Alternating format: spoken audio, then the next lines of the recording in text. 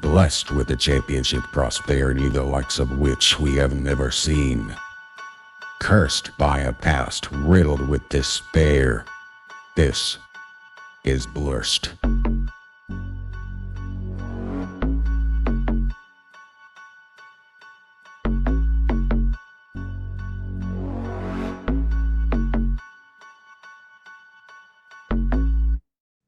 What's up, and welcome back to Blursed, everybody. It's Hayden Cummins and Blake Dodd coming at you with more Atlanta sports as well as Georgia sports. We're going to touch on UGA. We got the season coming up. This Hell yeah. episode is aptly named Sports Season because it's it the is the prime season. time. It's the prime time Yeah. for sports. We got fall baseball. We got football Fall's on the season way. starting up. Every fantasy sports are thriving. Yeah, absolutely. I'm so excited to be here with you. I was just looking at our last episode, and great job pulling that Bijan mustard pick for the. That's so good. That's so good. It took me a few minutes to find a good I had quality someone version. recently send it to me, like, "Have you seen this? Bijan's got his own." I was like, "Oh yeah, we're way ahead of you We there." did an Yeah, entire podcast on the commercial, basically. on the mustard. Yeah, literally talking about Bijan mustard, which I still think is hilarious. That's not part of Dijon's brand. Like it's actually his own thing, which is It feels funny. like a swing and a whiff from Yeah. Dijon mustard everywhere. Oh, absolutely. And I feel like Bijan also, like maybe he wanted his own business, but maybe just take the deal. Like Oh just yeah, take the just name. partner with Heinz or It's something. less, it's less to worry about. Um, but I guess I mean then you can't sell your weekly bottle every week and make money off of it, you know? So Yeah, fair it's enough. Yeah, part of it. the merchandise. Um, the merchandise of it. Yeah, exactly. Who knew you wanted a merchandise bottle of mustard? Uh, Bijan not did, me. I guess. Yeah, Bijan did. Hey, you actually own Bijan, don't you? In a Dynasty. dynasty Yeah, fantasy league. I do. Gray. I've been trying to see if Gray will move Bijan in our other league, and I think the price is too high for me to want to go for it. But God, part of me just wants just a piece of that mustard. I haven't gotten a chance to look yet, but I had a message from Gray this morning, seeing if I was interested in anybody. I think he's trying to move some pieces around with the Oh, he's in Jonathan trouble. Taylor news. So yeah, that's I hadn't had a chance to look at it yet, but Speaking of Jonathan Taylor, this is a perfect segue for what I want to talk about first. If I you're okay also with have that. him in Dynasty too, so I'm feeling the repercussions But of. see, it's in Dynasty, it's less worrisome though, because like the way I'd look at it in Dynasty is like, well, he's not getting wear and tear on his body. Like he's probably Yeah, going to end up in a better situation for the future. So, it was a risk when we um, drafted. What we're talking about but you is took him late Jonathan though, right? Taylor. I think I took him in like the third. Jonathan Pretty Taylor good for has been holding out essentially, and like kind of been going back and forth with the Colts about if he was going to play, getting a new contract, etc. And now he was the deadline for him to be traded was Tuesday, and he wasn't traded. So now he's going to start the season on the pup. So that yeah. means he's going to Eh, miss at least 4 weeks. He's not There's a really lot of even injured. there's a lot of layers to this. I think part of it started off with him still recovering from injury last year, and him like saying like I wasn't right, and they made him play, and now all of a sudden they're like, well now you'll be on the pup list because you're not right, so you got to get better. Dude, so they had a press conference today, and there's just some laughable things that were said. I think Chris Ballard, their GM, is just an idiot. I think he's an idiot. You heard it here in Very Blurs. I think well, he's an could be. idiot. Yeah. He One of the questions today was Chris Ballard says he doesn't think Jonathan Taylor's situation will hinder Anthony Richardson's growth, and his point was, did it stunt Andrew Luck's growth without a special back? And it's like there's just a couple of things I want to say there. One, Andrew Luck was like the best prototype quarterback. What's it called? What's it called when you're a college player coming to the NFL? Like Prospect? prospect. Yeah, he was the top quarterback prospect since like Peyton Manning. You know what I mean? Yeah. Like since Like the highest like graded. forever. Yeah. Yeah, highest graded and forever. So one, I don't think he needed a special back. And two, the man retired during his prime while playing for your team. Like, so let's put things in perspective a little bit. Yeah. Like, what a horrible like that's laughable to use that Maybe as if they your hadn't paid out the rest of Andrew Luck's contract, they would have been able to afford Jonathan Taylor. yeah, well, yeah, maybe. And then so something else that's laughable is that one of the reasons they didn't get a trade done was because they're asking for like Jalen Waddle in the trade package. They're asking for, and he They said won first today, round he's pick. like, they want first round pick. And he said today, he goes, there's a history of what running back trades go for, including one recently that was pretty good. And he's talking about Christian McCaffrey's last year that went for a second, a third, a fourth, and a fifth round pick. But there's a big difference between the Christian McCaffrey trade and Jonathan Taylor. I will say for the Colts and their advantage, like Jonathan Taylor's younger than Christian McCaffrey was at this point. Um, Only but 24. yeah, on 24. So there's a lot of upside there. But if you're comparing to Christian McCaffrey is a better receiver than him. He's had better sustained success for more years than Jonathan Taylor.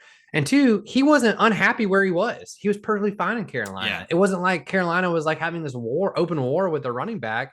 They just traded him. They found a good deal and they made a trade. It No is, one's going to want to give you a Waddle or a first or even a second round pick for a player that you can't even get to work on your team. the discussion is so funny though, because every time this happens with a running back, the teams want insanely high value for a running back, but at the same time They won't pay him that a same good worth. contract. Yeah, so like Yes. they want the value out of it, like as a trade piece, but then like they just will not pay them. And this is kind of why I'm against drafting high running backs in the first place, because this happens every time.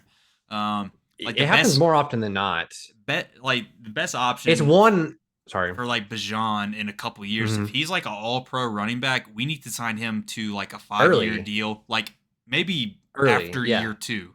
Like Yes. just that way you get him in his full prime and then you let him walk at the end of it. Because you don't care about, oh, we need this guy for 10 years. You really just want him for those prime 7 years. And really then Yes. on the last 6th, 7th year, you're probably going to see a decline in production. But at that point, you have another running back already coming in. You know what I mean? Like Yes. you're going to have that ready. Something else to follow up what Chris Ballard said is Chris Ballard, why the team didn't want to pay Jonathan Taylor, despite Ballard repeating his mantra, you pay great players. And so one of the media people asked him, then why not pay him? And then his excuse was, we won 4 games last year. We won 4 games. But like, What is that? that doesn't, I think what he's trying to say is we're not ready to have a player of this caliber because we only won 4 games last year. But it's like, that just doesn't, he just, I don't know. He just has a bad case of foot mouth right now. Dude. And I couldn't imagine being a Colts fan right now. Like you have all this high, like one, you thought you had potential to make playoffs last year. Matt Ryan comes in, but then you have this debacle of a year. So it's a major letdown. And you follow it up with the best player you've had since Andrew Luck. Now, I don't see how they repair this relationship. I think he's going to leave. So you went from I don't know this if he year plays of at like all lofty this year. expectations as a dark horse to win the Super Bowl to now you are without the best player you've had since Andrew Luck. And I know you have Anthony Richardson, but like Jonathan Taylor makes his life so much easier if you have him. Yes, of course it does. That having a safety net, you want a good tight end and a good running back for a young quarterback to lean on, and a good defense if you can afford Absolutely. all three. But yeah, I mean, I don't know. They actually have a talented quarterback this year. No offense to Matt Ryan, but he was a little bit at the tail end of his prime. They benched him early for no Oh, reason. yeah. They fired their head coach and replaced him with Jeff Saturday, who had never coached at all. He was a center for a long time, but like you can't say like, oh, we only won 4 games when you like self-sabotaged the whole year. Yeah. Oh, absolutely. And the worst part too with him is like Ursay gets in his way, the owner. Like he gets in the Colts way all the time. And now you have Ballard who's like doubling down on what Ursay is saying. It's like it's a bad look when your GM's following suit with an owner who's crossed the line. Like the owner literally said, like, if he doesn't want to play for us, like then he won't play at all. You know what I mean? Or something like that. It's like when you say stuff like that, who's going to trade with you? Like who's going to give you what you want? Like good luck get a third. I mean, there's going to be some teams that obviously are going to pitch for him. And I think the 2 teams I've heard that are interested are the Packers, which is kind of surprising to me, but it would make sense in the sense that let's just trade Aaron Jones for Jonathan Taylor and give him a 3rd round pick and call it a day. Like, I mean, that makes sense. Like that would make sense for them. And if you have Miami, like you could give them Jeff Wilson or Morset or maybe the rookie they got, but still like they're not going to get what they want here. No. I don't know. I mean, this is why you always hear us talking about AA and the Braves playing their cards close to their chest. And like they don't, no news means that there's probably something going on. Anything that leaks, it's like a strategic leak almost. I mean, it's you look over here while we're over there. Yeah, Anthopoulos, Like, he runs a tight ship, man, and like that benefits you as you're trading pieces, you're building your like army essentially, right? Absolutely. All sports are like essentially chess, and like I don't know, it's Especially weird football. like to give away your hand and like say, oh, we don't value this person, but we want a 1st round pick, and you should give us your best players for him. It's like, well, no, if you don't do it, like you know more about this player than we do, so then why should we just assume why would we that? Yeah. Yeah, why would we do that? It's He a said, burden. and to finish his rant on Jonathan Taylor, he said that Jonathan Taylor should go out and bust his ass off to be ready to play after the 4 weeks of pup's over. Like he should rehab his ass off. And it's like, this has way less to do with Jonathan Taylor and way more to do with you guys. Like if this wasn't going on, he would 100%. be playing week one. He Week doesn't one. play in the preseason, but he'd be ready to go week one, Oh, without a absolutely. doubt. So as And that far as Colts team, what were you saying? oh, I was just gonna tie back into fantasy football here. So yeah, it does definitely put people in a bad position if they drafted early. I mean, where did Gray take Jonathan Taylor? We Gray, I drafted mean, Gray two, got a three good deal weeks too. He ago. might have gotten him in the third round as well. I'll check right Yeah, now. I will say for those who haven't drafted him yet, you should try to aim for him in the fourth, fifth round because he's still worth the upside. But honestly, my personal opinion, he's on my shy away list. I He's- wouldn't even want to touch him, honestly, in a is 1 year he league, like is he on in the a last redraft year of his league. contract? Mike, how Mm, does that work? Because if you don't play at all, or if you hold out, then it's considered like well, I you don't think don't he's holding out get that. technically now. I I guess mean, if they his have him team on put him on injured pup. reserve, Yeah, he basically, doesn't have to then play for 4 weeks now. and now he gets like credit for a year of his contract. Yeah, I don't know exactly how that works. There's some intricacies there, but I mean that's stuff to take into account. So I mean he may just be like, whatever, I'm not gonna do it. The Gray got names, he took him in the third round, yeah. I mean that's what I did too. 3.5. Yeah, Um, I think, but see, like I said, in a dynasty league, I'm still probably trying to take him in the third or fourth round. I don't care if he yeah, doesn't play, but in a redraft league, I don't know how you feel about this, but personally, I'm not drafting him. Would I maybe trade for him later? Yes. I'm not drafting him though, because I don't have to deal with that nightmare. the good thing is You you know what can I'm put saying? him on your IR slot, so that's like not taking up a spot on your But bench like, at least.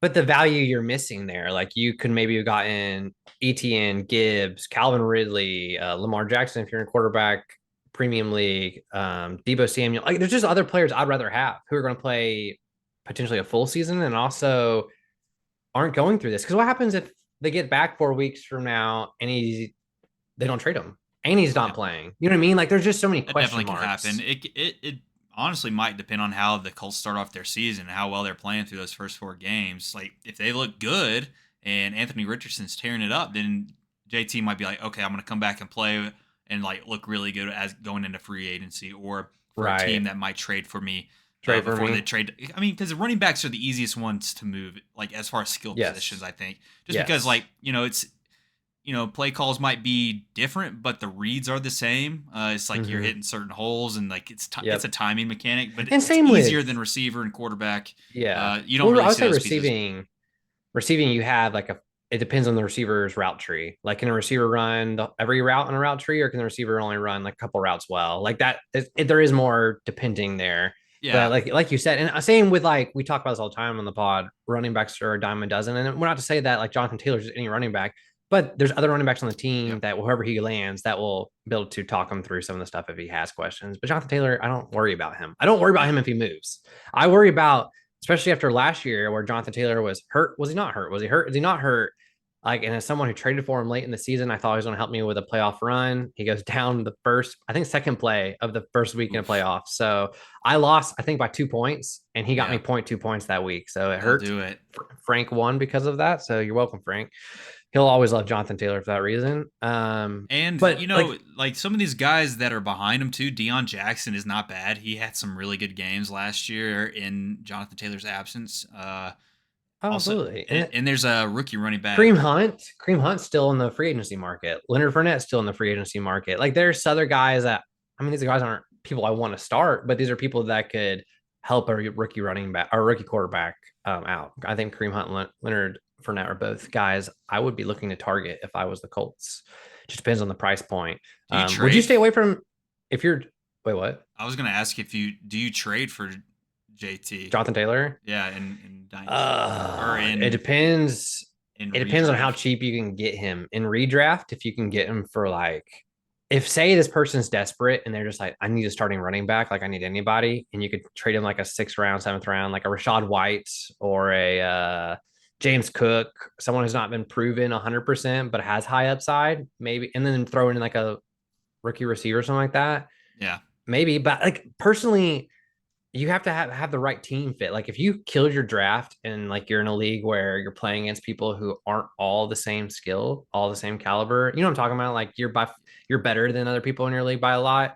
So your team's probably just better already. Take the risk. It's worth taking the risk. Like sell some of your players or depth pieces. If you're in a boring But league, you might be able to pull that off.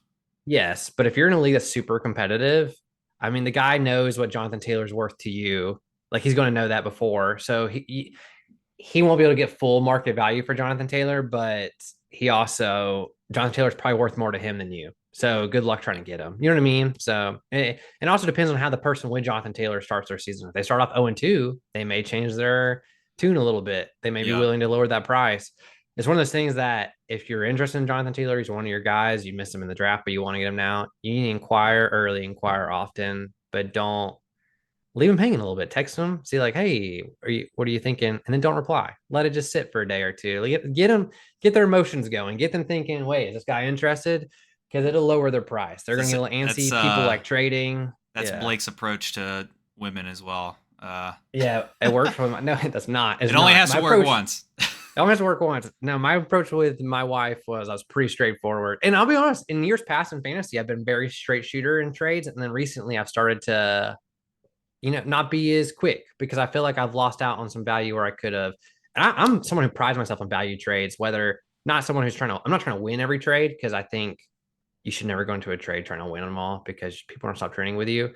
But I do try to maximize my value in trades, minimize risks. And then sometimes I know when to take risks. Hopefully, I think I do. People playing with Blake have started figuring out not to just trust him because it feels like he does land a lot of trades that are usually work out in his favor. So hopefully he starts getting a second look instead of just trusting. What's crazy is this year, did you see the trade I landed? And here we go again in our redraft league. No, what is it? I didn't even. So DJ sent me a trade, and this was I didn't send him one at all. He sent me one. It was Cam Akers for Cortland Sutton, 1-for-1. Who'd you get? I got Cam Akers. I traded Is Cortland he the starting Sutton. running back? Cam Akers is the starting running back for the Rams. Yes. Oh man. Yeah. Okay. And here's my thing. So Cam Akers is going around like between the 4th and 6th round, depending on what league you're in. I would not take him there. If you're drafting, I would shy away from Cam Akers. But if you can trade your 9th round pick or what round did I take Cortland Sutton? I took him way late. So if you can trade your 8th round pick for him, that's 2 rounds up. You're going to get. It's worth it. Go for it. Why not? Unless you're wide receiver needy. So Cortland, he's had some flashes, but it's unproven offense, and Russ needs to prove that he's not. He's also washed. old. Cortland sounds like 31 now. Like he's not 31, is he? I think so. He hasn't had a good season in like 2 or 3 years, which would surprise some people. I feel like the Colts and the Broncos are very. Oh, never mind. He's only 20. franchises. He's only 27. Never mind. He's only 27. He's younger than I thought. Yeah. He just plays like he's older, I guess. He's the big body receiver. He doesn't have breakaway speed. He's not dissimilar to Drake London. But Drake's hopefully talent Drake is much better. higher. Yeah, much higher. Let's see. I want to see Cortland Sutton's numbers here by the year. Let me see this. Not good. I mean, he's had one. So here's the thing about Cortland Sutton. He's had one season of over 1,000 yards. The most touchdowns he's had in a season is 6. That's in 5 seasons. Like, I mean, they haven't. He probably hasn't had a quarterback to play with either. So hard to say. I mean, who's he had? Like Trevor Siemian his rookie year, or I don't know. They haven't had a quarterback in a minute. I mean, that's why they traded so much for Russ, and then it turns out looks washed. That is true. Too. No, I mean you're not wrong there. They had that season was 2019. So 2019 quarterback was a combination of Joe Flacco, Drew Lock, and Brandon Allen. That's tough. It's tough. It is tough. That's tough. Yeah, and here's the thing. I like Cortland Sutton. I drafted him. I think he could be a good player this year. Jerry Jeudy is also on my shy away list. So if you're drafting, I don't know. I don't trust him. He was a league winner last year, but you got to hit him when he's healthy. Like he has hamstring problems. He's going to miss some games already to start off the season because of a hamstring. Like that worries me. I don't know. I like to, at least when I'm drafting, I try to be pretty safe for the most part. Um, and if I'm going to Hmm. go for someone risky, I'll trade for him. Try to get him a little cheaper. I don't know. Hey. It's my thought on that. But my thought on the trade was I will risk Cam Akers upside all day over Sutton's because I had other rookie wide receivers. I had rookie wide receivers that I would rather play over him anyways. So Yeah. Yeah, that's fair. it's I kind of get how I that. thought about it. Um, Question to you: would you draft Jonathan Taylor right now? Like if you're in a redraft league and he's there at third or fourth round, or would you just be like, it's not worth? Nah, Okay. I would probably just lay off. Somebody else Yeah. can deal with that issue, and Yeah. then I would try to like maybe I would draft a Deion Jackson late, Right. When they're backups or yeah. especially if Or you try. like I did in our draft. I didn't catch any like first round running backs, so I drafted receiver. So then if you're Right. working with running backs late, then that's a good option to fill you in the first couple weeks until somebody else gets hurt, probably.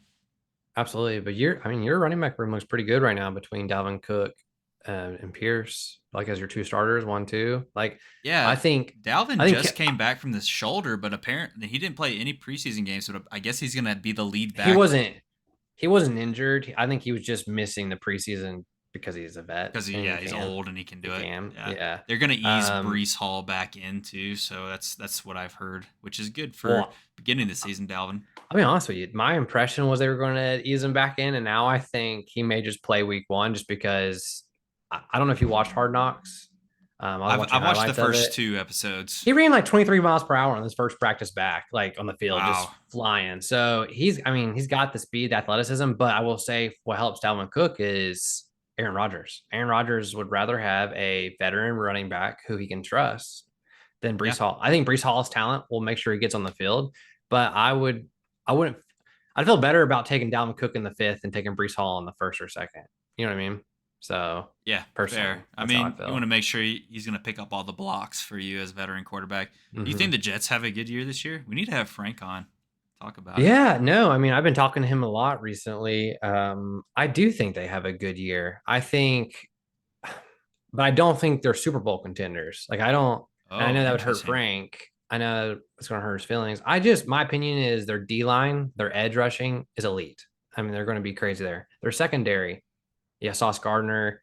I don't know the rest of them as well, but they're pretty good. There are question marks at linebackers for sure. And then I have big question marks on the offense when it comes to Aaron Rodgers. He's 39, 19th year in the league or 38. I don't know. He's older. He's already, to me personally, taken a step back to the last couple of seasons. I mean, he And won it's the not MVP like 2 seasons ago. right, but People like forget that.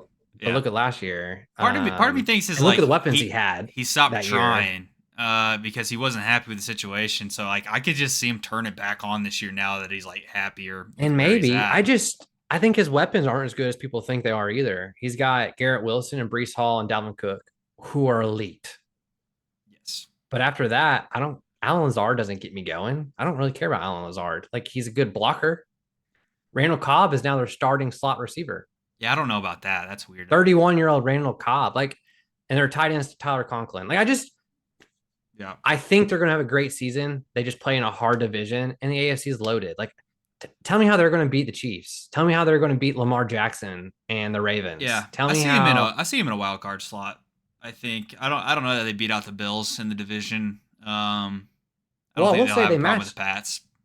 they match up well against the Bills. If you think about like their strengths, they're good against the pass, or I mean less good against the run. I mean Bills have a good defense, but like teams that are going to give the Jets trouble are teams like the Falcons who can run well, like the Patriots. Like Yeah, Patriots was their best players, Ramondre and Stevenson, and then they got Zeke as well. Like I think teams like that are going to who play good defense are going to be the hardest matchups for the Jets because I just don't. Those physical games are just going to be what's going to separate them for sure, and especially when like their offensive line has some question marks for me. But overall, I think they're going to be either first and second in their division. I just don't yeah, know if they go to the Super Bowl. yeah. So, and I know for a lot of people, it's Super Bowl or bust for them. So it's It'll be just interesting to see what they put together. man, if you start naming off, let me just pull up this list of AFC teams real quick. If you start naming off teams in the AFC, there's a lot of teams that you look at and you're like, wow, they could compete. And maybe not all for the Super Bowl, but they could compete for the playoffs this year. And so you got Baltimore Ravens. I think they're a Super Bowl contender this year. Personally, I don't know how you feel, but I think they are. Their offense has been revamped. You have a new offensive coordinator. Lamar Jackson's back. He's healthy. And their defense has Roquan Smith leading the way from the get. You Yeah, have I think that Buffalo offense is going Bills. to explode this year for sure. Yeah. I think he may have his like second MVP season, like potentially. If he stays healthy and stuff, he could have another one of those MVP years. I think Mark Andrews might has a big year. If he can It be doesn't healthy, matter if yeah. J.K. Dobbins stays healthy because they have so many running backs. Like I just think they'll be okay. Stable. Yeah. Yeah. Buffalo Bills in the same division. You can't count them out. Josh Allen, you got Stephon Diggs. Their offense is going to be, you already know their offense is going to do good numbers. Their defense has always been good. Von Miller's hurt to start the year, but he'll be back about week 5, week 6. I mean, that's what you want. Cincinnati Bengals, you can't count out Joe Burrow. Yep. The Browns, I don't think this is a team that's going to compete for the Super Bowl, but I could see an argument for them competing for a wild card slot. I Yeah. think Nick Chubb has a huge season this year. If Watson can be anything he was in Houston, I mean, look out. Denver Broncos, I think they're not going to be good this year. I don't think they will. Texans, no. Colts, Kind of no. hope they're Jacksonville, not. Same. I won't tell my Jacksonville, friends that out here in Colorado. don't tell my friends in But Colorado. Sean Payton calling out Nathaniel Hackett like that, like, come on. It's I think embarrassing. he was kind of doing damage control because I think he realized this team's way worse than I thought. And now I'm going to have to like Makes him like temper look better. expectations a little Yeah. bit. Yeah, exactly. Jacksonville Jaguars, I think they compete for the playoffs. Like and compete. Kansas City Chiefs. There's another one. How many teams have I got? 1, 2, 3, 4, 5, 6. The Chargers are another team I would say are going to compete. That's 7. Miami Dolphins, 8. New England Patriots, 9. New York Jets, 10. Pittsburgh Steelers. This is a team to me who I think is a dark horse to make the playoffs. I think they're like I think Pittsburgh Steelers and the Falcons are in the same exact spot.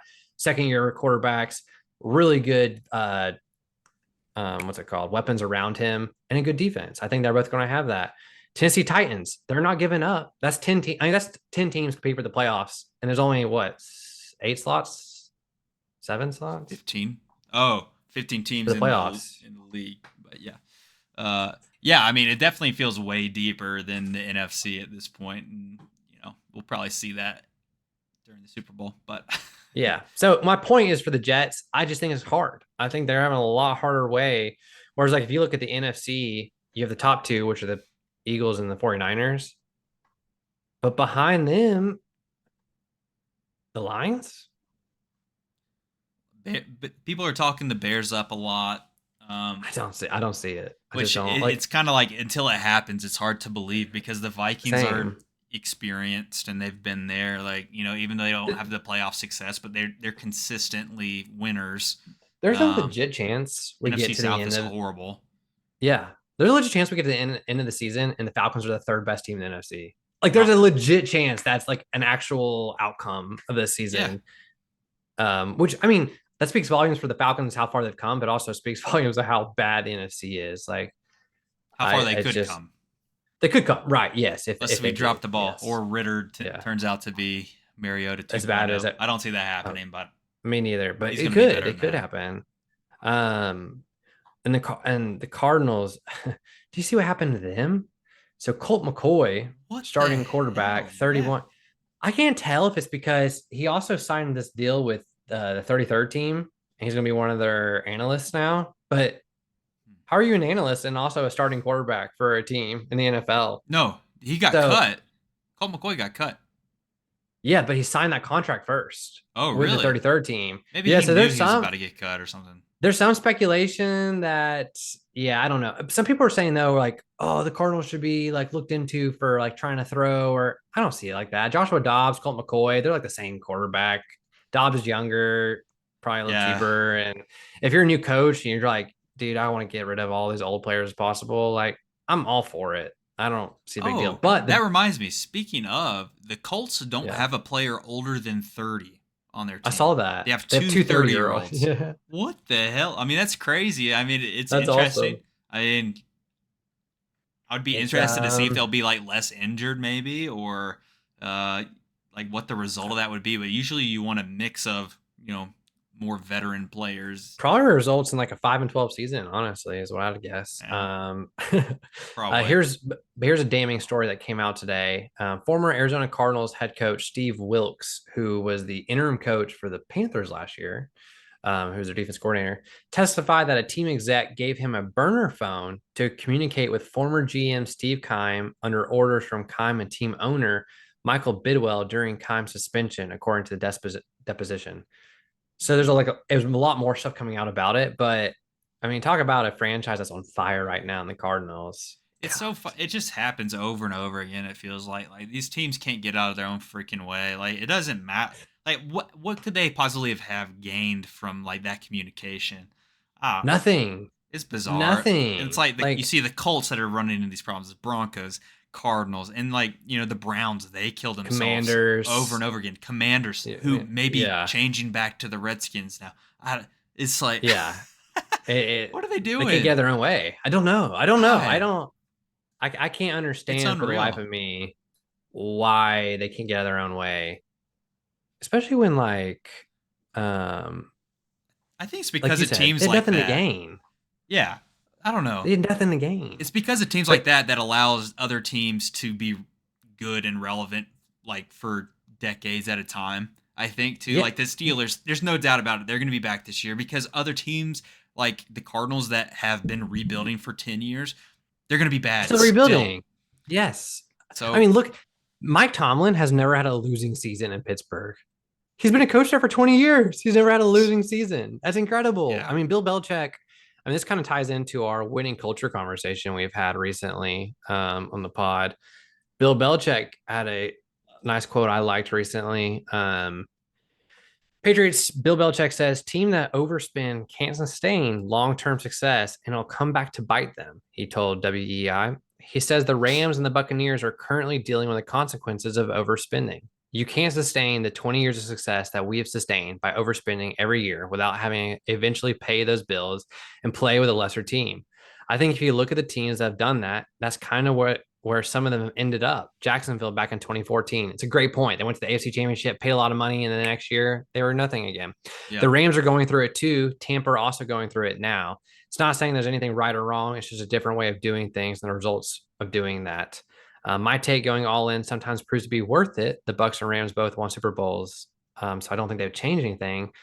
But I kind of agree with Bill more. Like, and I, as a fan, I see it too. Like, I don't know about you, but I don't look at the Rams Super Bowl and the Bucks Super Bowl as nearly as impressive as like the Pat 16 success or even like the Oh Ravens or the yeah, Steelers being winning teams for 20 years. Like that to me, the Jim Harbaugh era and the Jim, right? Or John. yeah. No, It's John yeah, it's John in Baltimore. Yeah, in Baltimore. John era in Baltimore and like Mike Tomlin era. To me, that's more impressive than you getting Tom Brady for 1 year winning a Super Bowl. I'm sorry. Like that personally, that's to me, that's more from impressive. a I story understand. perspective, but like if you turn in, you get your Super Bowl and like Yeah, both I teams have one just Super Bowl over 20 years or whatever, like the yeah. Ravens and compared to But the like Bucks. even compared to the Braves though, like Mets fans and Phillies fans were saying that recently, saying like y'all talk shit, all this shit, but like y'all have won the same amount of World Series we have in the last. Phillies have won more World Series than us in the last 20 years, even though they made the playoffs like 50% less of the time, or even more than that. So I mean, I get what you're saying, but to me, like I personally, as a fan, I think I value winning seasons consistently more than just a one and done Super Bowl. I or a one Well, and done championship. Personally, that's how I feel. it's all money driven, right? So like if you have sustained success, even if you're not winning the big one, then like You're you're gonna bringing you're money gonna in. you're gonna make more money, which kind of it feeds in. It's the domino effect. Mm-hmm. So you're gonna continue to have a good chance of sustained success when you can pay the players that are performing for you. You don't necessarily have to pay a ton for those players. Like the Braves, I don't know. People want to play for your team if you have that kind of culture. So hopefully that's something the Falcons can start to build and the Hawks. But Yeah, uh, yeah. I'm trying to see how many times the Steelers and the Ravens have gone Super Bowl in the last 20 years. So how many Super Bowls? So the Ravens have gone Super Bowl twice in the last 20 years, and the Steelers have gone the Super Bowl 3 times in the last 20 years. I get it. Like you would be like, well, the Bucks have won one and the Rams have won one. But to that point, how many shitty years or both teams had before and now before Yeah. they're back again. I don't know. I think I like the Hey man, chance of just having a there's good a team. there's a Baker Mayfield hype train going on right now. Have you Time to seen bake, it? baby. I don't really Yeah. believe it, and I don't think Oh that any capable defense is going to have a hard time with him. But no, I don't we'll either. see. I don't. I'm not worried about them at all. Um, so to continue on the NFL note, talking about someone closer to home, talking about the Falcons coming into this season, which I thought this was kind of cool. So closer to home again, talking about the Falcons, something that caught my eye was that we have 14 new offensive players, 14 new defensive players on our initial 53-man roster. So that's 28 new players. That's over half the team new. Yeah. If you look at the players we kept, I think they're all good players. Like I think the ones we have on the team that stayed that we retained were retained for a reason. And I don't know, it's exciting to me to just see new life. And I think the talent will show for itself. The We talent also pool picked increased overall for sure with who we brought in, who we drafted, immensely. and who left. Absolutely. Falcons also signed their swing tackle. So this would be their first bench offensive lineman, Isaiah Prince. This is a guy who was originally drafted by the Dolphins in the 6th round, 6'7", 305. He only played 4 games for them, starting only 2 of them. Opted out during COVID.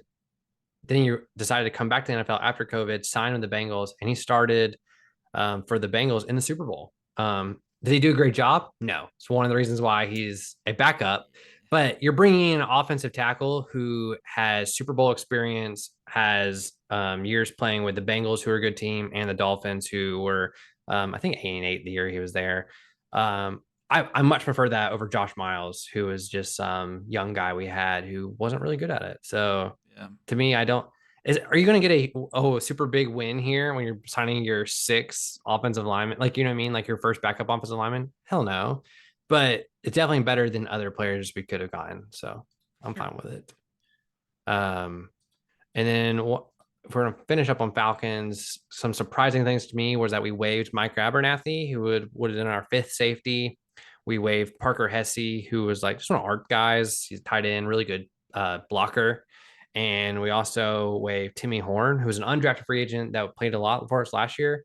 But all 3 players I can now confirm have been re-signed to our practice squad. So that's the cool part about our practice squad. Our practice squad's full of guys who played or started for us last year. So Yeah. I mean, it's cool because they it know just the shows you how much system. your depth has increased so much. The fact that you can now put guys who started for you or played big roles for you are now on your practice squad. Yeah. And it just shows you that the talent increase for sure. Hopefully, we won't need them. We're just good. Yeah, hopefully not. But it is the NFL. You're probably going to need a couple of them at some point. So Oh yeah, I'm sure. we'll get them when we get there. If we want to pass the pigskin to the mound, talk about baseball real quick. Oh, baseball. Yeah. What's that? So I love this. If you don't follow Codify Baseball on Twitter, do so. It's cool. They show a bunch of cool random stats. And if you're a Braves fan, you're typically you're in a good stat typically. And a lot of stats recently have been like all like hailing the Braves because how just incredible they've been. But one that I thought was really cool was the run differentials since MLB went to 30 teams in 1998. The Braves were 4th since Oh wow. 1998 on the best run differential, only behind the Yankees, the Dodgers, and Boston. And just to show you, Yankees are at plus 3,146. They are 700 or 800 higher than second place Dodgers, which is crazy that they haven't won a World Series. Like, I guess they've won one World Series in the Wait. last So since when did they 1998? track this? Since 98. okay. No, well that was like they won a couple years, like early 2000s, and they also went to a Okay, World Series, like for 4 straight years or something like that. I think. that's right. So yeah, I think a lot of the run differential has to do with the first turn of the century right there. Yeah. Dodgers are second, 2,398. Boston third, 2,320. And the Braves fourth, 2,108. The Cardinals are fifth at 1,892. So we're a good 300 runs ahead of the second place or 5th place. I was looking at our division. The Mets are first, second, third, fourth, fifth, sixth, seventh, eighth, ninth, 10th, 11th, 12th with plus 216. Only 216 run differential, which, like, to put that perspective, the Braves are over plus 216 for this season. Just to Yeah, put in but perspective, that's their an run differential. outlier. that's an outlier in itself because no other team is close to that run differential, right? Do you know the Dodgers had a plus 300 and something last season run differential? Yeah, Like it I may be one of believe the that. highest. And yeah, Phillies are plus 72 since that time. And then Washington is minus 972. But they're not Oof. last though. I mean, there's Kansas City's last, Pittsburgh second to last, Baltimore third to last, Miami fourth to last, Denver fifth, Colorado sixth. Yeah, it's bad. It's Denver's bad. it. Denver is Honestly, in Colorado. Oakland, Oakland actually has a positive run differential since 98. Would that They surprise pieced you? together some teams. It doesn't surprise me. I would expect them to be floating around zero, but All right, uh I'm gonna name some teams and you tell me if you think they're positive or negative. okay. Texas Rangers. Hmm. I'd say negative. You're right. They are negative. It's They close had though. they had some Negative good years like in the negative early 131. 2010s. Yeah. Ron Washington, baby. Yeah. The Angels. That has to be negative. It's positive. Plus Really 481. interesting. Yeah. I mean, they won a World Series like in 2002 or something like that, but like they have not been to the playoffs in a long time. Yeah, I was surprised. Let's do Cleveland, the Guardians. Hmm. They've been to a couple World Series through there. I'll say positive. How close do you think it is? Probably pretty close. It's actually like, I'll be honest with you, I would have said the same thing you did, and I would have said the exact same thing you just said. They're plus 1,000 runs. They're like the Jeez. seventh best run So like differential all over the this last. goes to show you too that like run differential isn't the end all be all. Like the Braves had like a plus 25 after that series with the Mets a few days or like a couple Oh weeks yeah, ago. But right. also we lost one of those games. So like, you can have blowout wins, at the end of the day, it probably correlates with winning At percentage least pretty with team closely. success, yeah, Yeah. especially. I think so. Um, I think for the most part, excuse me, I think the other thing that hits you too is those years you have horrible teams kill your run differential. Like Oh yeah. I'm sure. perspective, Oakland this year, negative 307. And we're the highest positive at plus 231. So Yep. when you have a bad year, it can kill your run differential. Well, yeah, that So the 14 run ball game out here in Colorado a few days ago was helping that run yeah, how's that, differential. So man? it was a lot of fun. I got to go to the park and explore around a little bit. It's super nice. You like their stadium? Oh yeah, I mean you can see the Rockies from there. They have a really cool Ah, scoreboard, and most of the city kind of treats it as a bar. So it was mostly Braves fans, which was interesting. that's cool. Yeah, I so heard MVP chants on the TV oh when yeah, Ronnie, a yeah, lot of those. Acuna was like had 4 hits, 1 homer, 2 stolen bases, so he was doing his thing. And then he also got like attacked by a couple fans, so that was weird. I saw it. I saw it so the kind of first guy took a starting to selfie with him, happen. right? He wanted to get a selfie with him. I don't know if they were together or what. I'm not sure what the story was, Or but I was one like, guy just saw another guy and was like, I'm gonna go out there. Like maybe it just start. I mean, there's a third guy too apparently that like got on the field but then like changed his mind. I don't know. the funny part was I thought one of the security guards was one of the guys. I thought they were trying to tabletop Acuna because he got Dude, tabletopped. He got the pushed security over guard did because the security guard awful. like under him. Yeah, they're Yeah. awful. So Can you imagine if the that happened first in guy Atlanta? was trying to get a picture and it looked like Ronnie was like, okay, I'll just let this happen and then he'll get out of here or something. The But second guy like, scared him, well, yeah, he was like running dead at him. running full. Yeah, But yeah, then the security guard like tried to grab the guy while the guy had his arm around Acuna, and then he like hugged hugged him and like wouldn't get off of him.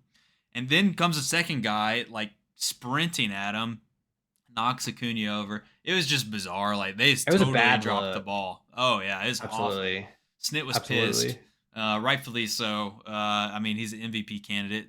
Some people are saying that it's between him and Mookie Betts, but Mookie. we're Two biased. Dodgers and two Braves players are in the Final Four right now. It's kind of Yeah, crazy. apparently Freddie's might set a MLB record for most doubles in a season, which is impressive. And Mookie's been good as always, but Acuna he's 1 home run away from a 30-60 season. So It's never happened. 30 home runs, Yeah, 60 stolen bases, which has never happened in the history of baseball. yeah, So that's my vote, and I think it's a yeah. special thing. I think I once he gets to the 30-60, narratives will start changing again. It's really narrative driven. I will also say Yeah. on that night that you watched him play, the night he got tackled,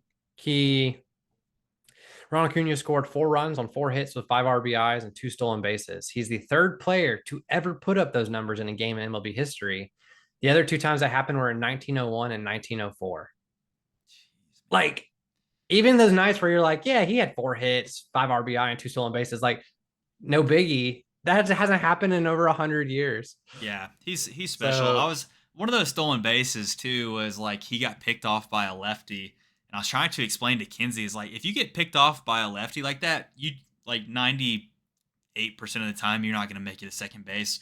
But he went on first movement. He left a little early, and yeah, he beat the throw to second base, and that's like not normal. I was trying to explain to her like that's an outlier because he's like the best player in baseball. no one Um, else would. Yeah. Nobody else could do that. Well, my favorite thing too, if you're looking at all these arguments, especially on Twitter about fan bases arguing about who should win the MVP, I think it's funny that everyone's discounting his stolen bases, saying, "Oh, everyone gets stolen bases now. Everyone can do it." And it's like, well, Oh, Mookie Betts only has 10. So yeah, why does Mookie only have 10 and he has 60? Where's the disconnect here? yeah, It doesn't matter when it's Acuna, but when you look at your own player, you know what I mean? So I yeah. He's don't. outpacing him by 50 something stolen bases, and he has Yeah. 6 more home runs. And also, like, something that should weigh a little bit more is like runs scored for Acuna as well as a leadoff hitter as opposed to RBIs. Just because like Mookie Betts, I don't know if he leads off or not. I think he I does think he might bat sometimes. seconds, right? Yeah, but he gets more RBI opportunities. He Um, does. Yeah. but yeah, I Um, mean, then Matt Olson's up over. He's to No, he's 44 been home leading runs now. off. Mookie's been leading off as well, Oh but he shit. hasn't Never always let mind. off, I don't think.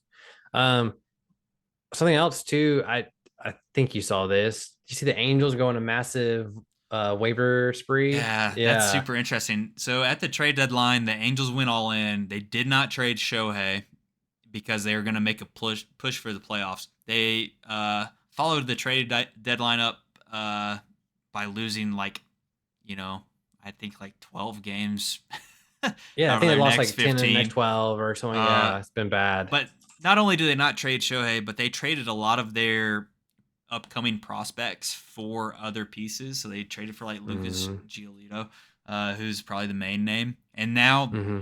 they've just cut bait with him. And the reason they're doing that is they're getting under a cap. So when inevitably Shohei Ohtani leaves, they'll get like a second round draft pick instead of a fourth. They're saving money, but it's just like it's just a huge bag that they fumbled. When do waivers, like, when can people claim these players? So if you're not That's a good aware, question. they have placed Lucas Giolito, relievers Matt Moore and Ronaldo Lopez, and outfielders Hunter Renfroe and Randall Grichuk.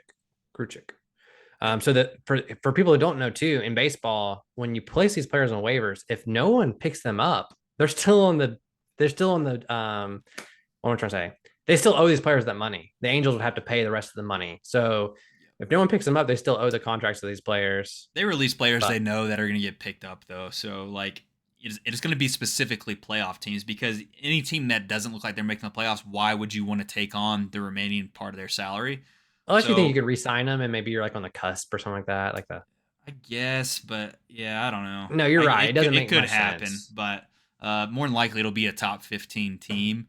But yeah, because the Braves have the best record in the league, it We feels won't be able to get any of unlikely that them. we're gonna get these guys. You never know. Maybe somebody falls, but I I wanted wouldn't be Hunter surprised to Renfroe. see like Phillies go get a cup one or two of these guys because Mhm. they're getting hot.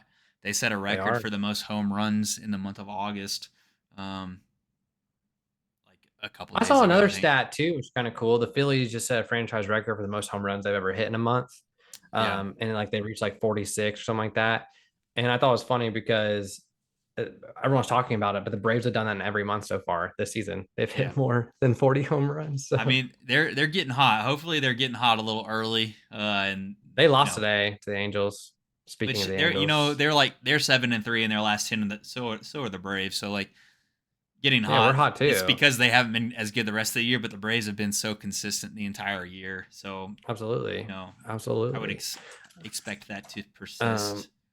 Personally, I was hoping we could get like a Hunter Renfro here. He hits for power. He plays, I think he plays left field maybe. So like he could Outfield. platoon in there with Rosario and Azuna, whatever. But like you said, I don't think we'll get any of these players. I don't see it happening. It's But the unlikely. Braves do maintain the best record in baseball. They have 3 starting pitchers in the top 10 in ERA in the National League. Charlie Morton's fourth, Strider's sixth, and Bryce Elder's eighth. And Charlie Um, has been on this second half of the yeah, year. Charlie Man, Morton since like All-Star break is like the best ERA in baseball or up there. Like he's been incredible. under the radar too. People don't talk about him much, I think but we're gonna bring him back again, right? Why not at this point? we have him Like, under what? contract for another year, I think. Oh, that's right. Yeah, Yeah. you're right. So why not? Don't It's just second incredible guess things. And AA. then and then Freed as well. Like he didn't pitch enough to be in consideration for best, but he has like a 2 ERA as well He's because been he's he yeah. looks great, and it's good that he's getting eased in, and he's just picked right up, and Mm-hmm. the arm looks good. And Kyle Wright is starting. He's off in the distance, but we're gonna see him coming back here. I wouldn't expect him to get playoff starts if Charlie's still dealing like that, but Right. you know, It'd be nice to have him back though. yeah, it's a good Um, depth piece, and like you need more than 3 starters in the playoffs. It's just how it is Oh, these days. absolutely.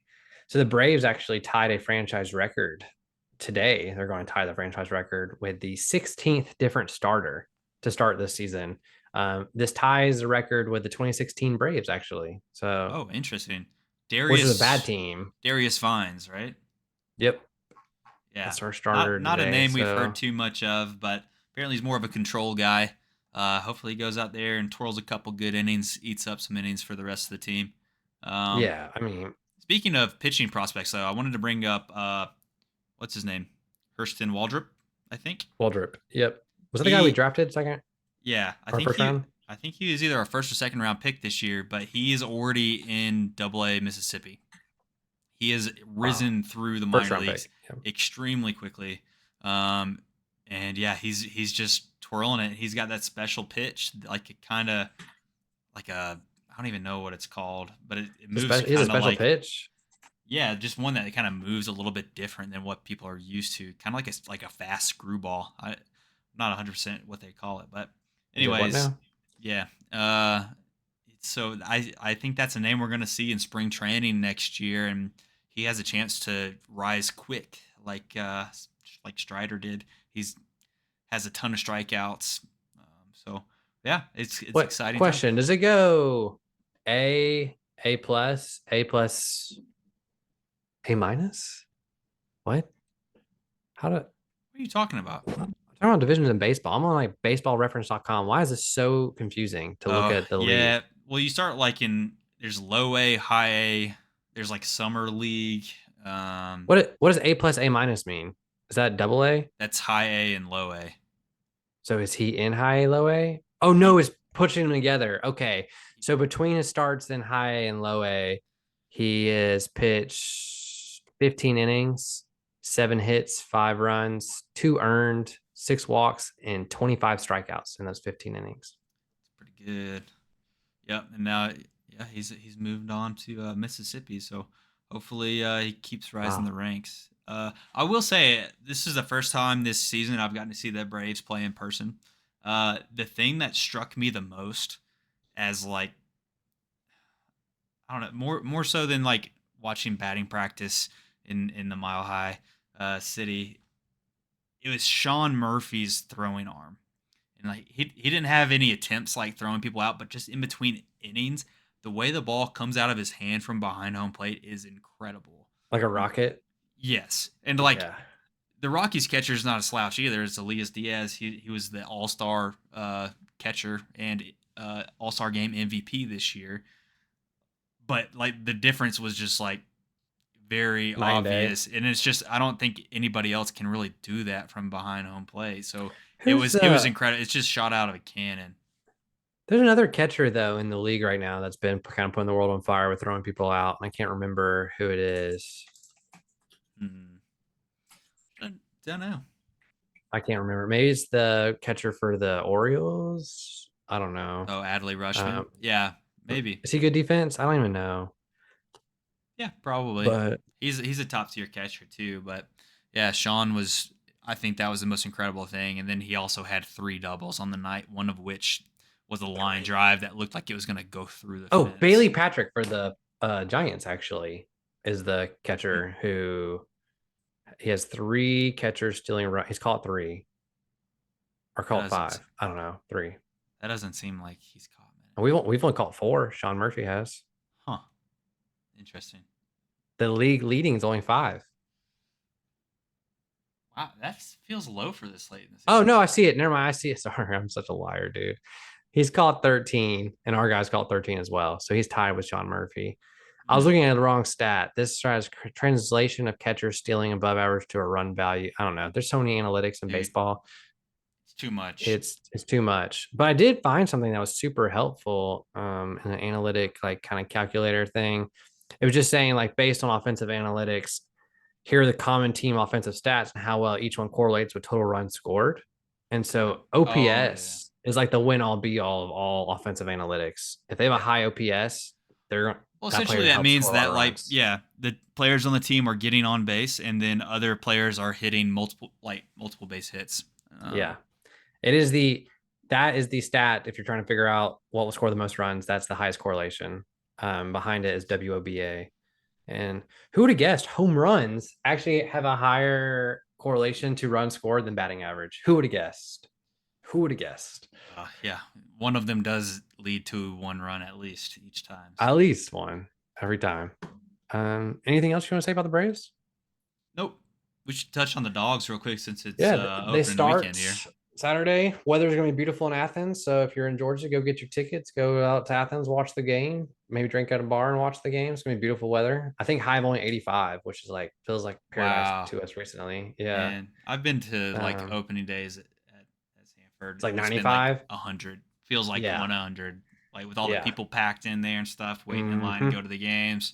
Mm-hmm. Who we got? Ball State. Yeah, it's not even worth talking about the game, bro. I'm not even Yeah. tripping. But LSU, Florida State this weekend, that'll be a fun game. Mark on the Ooh. calendars. There's championship implications there. If you Yeah. win that game, I mean, you pretty much set yourself up to like set your own destiny for the championship. And You're if on a you good lose that game, trajectory.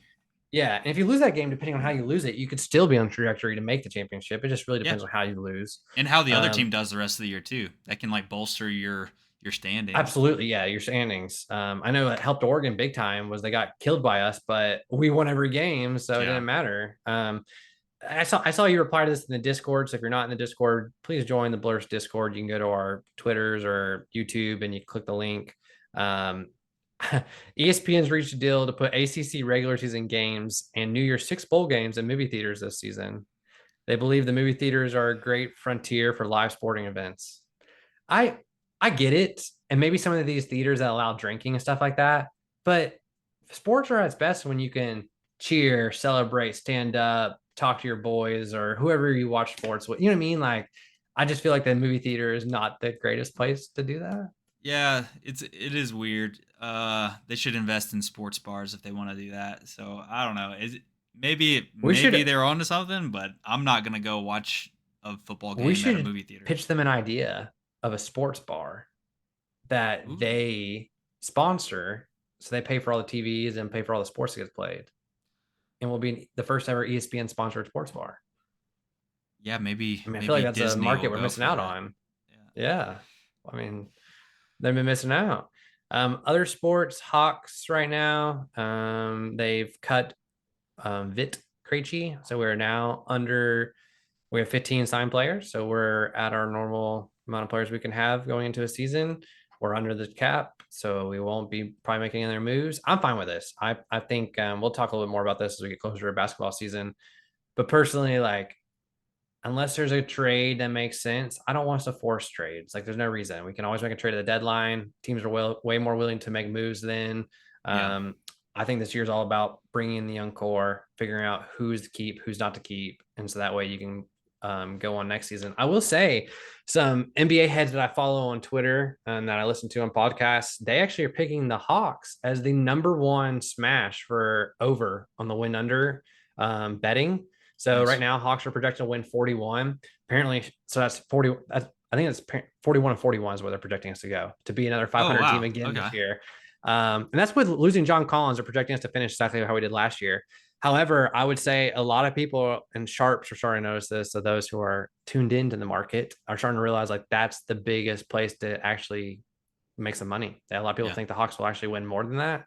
I've heard Hawks winning anywhere between 46 and 50 games. I don't think we're going to reach 50, but I do believe we win more games than last year. I do believe we'll be in the better playoff spot this year. And to all those who are like, how could we do that when we lost John Collins? I mean, we lost a better player than we replaced. There's a lot of reasons why, and we'll get more into that. Addition by subtraction. Exactly. And we'll get more into the fits and how we're going to fill those minutes and everything else in the coming weeks. But I'm pretty excited for Hawks basketball. October 25th. Yeah. It's all happening, everybody. Just like every other year. Coming together. Sports. Yeah. Starting over. All comes together in the fall. I love it. I love it. One last NBA thing that's pretty notable. NBA referee Eric Lewis, who, if you follow NBA, he was reffing the Celtics game, and he's the one, Celtics Heat, and he's the one that like visibly made a frown when the Heat scored a basket, and he like got upset, and people started following him, looking for his Twitter. He then made a like fake Twitter to like defend himself on there, and then if you go through all it, like they were all like supporting the Celtics and stuff, and so he informed the league office that he's retiring effective immediately. In light of his decision, the NBA investigation into social media activity has been closed. I think there's more to it. Like, honestly, yeah. Some people think they bullied him into retiring. I don't see it that way. I think he's retiring because there may have been more to it. And like, it just gets you like, they may have paid him off to retire. AI referees seem like the way to go in the future. Robots everywhere, make it very impartial. They're not making money on the games. So sick of referees, especially in sports like basketball. Seems harder to do in basketball than baseball, but yeah, true. And one last thing, because Aaron hasn't been here the last 2 weeks, his power is out because of the hurricane right now. He is okay, he just doesn't have power. Atlanta United, hot streak, won 2 straight games since we got eliminated from the League Cup. We play again tonight against Cincinnati, who's the top team in the East. So hopefully we win that game. If you're listening to it, you've already found out who won. So hopefully it was us.